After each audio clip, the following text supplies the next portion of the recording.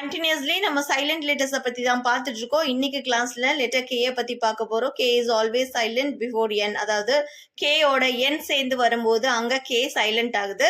Example knee, night, no.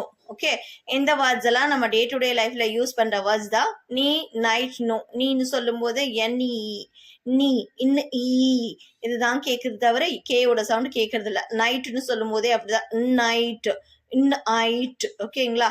So K sound கேட்கறது இல்லை. No also like that, K sound கேட்கறது இல்லை. Okay, so கேயோட N சேர்ந்து வரும்போது, கேக்கு அப்புறம் என் வரும்போது அங்க K silent. Okay, got it no?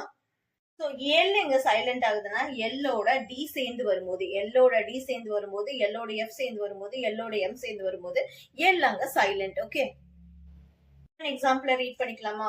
Good, would, should. Could, would, ஷுட்னு சொல்லும் போது இல்ல, எல்லோட சவுண்ட் இல் தானே, இங்க இல் சவுண்ட் கேட்கறதே இல்ல. கு, உ, இட், குட், உ, உ, இட், உட், ஷ், உ, இட், ஷுட். ஓகே, எல் இங்க silent. Got it no? Next one, L is also silent before F. F, okay, எல்லோட எஃப் சேர்ந்து வரும்போது, எல்லுக்கு அப்புறம் எஃப் வரும்போது அங்க எல் சைலண்ட் ஆகுது. ஓகே, கால்ஃப்னு படிக்க மாட்டோம், காஃப் தான். காஃப், ஆஃப், காஃப்னு படிப்போம். ஓகேங்களா? ஆல்ஃப்னு படிக்க சொல்ல மாட்டோம், ஆஃப்னு சொல்லுவோம். Off, off, off. ஸோ இங்க L silent. Okay, next one also L silent before M. அதாவது எல்லோட எல்லுக்கு அப்புறம் எம் வரும்போது அங்க எல் சைலண்ட் ஆகுது. கால்ம்னு சொல்ல மாட்டோம், காம்னு சொல்லுவோம். Com, com.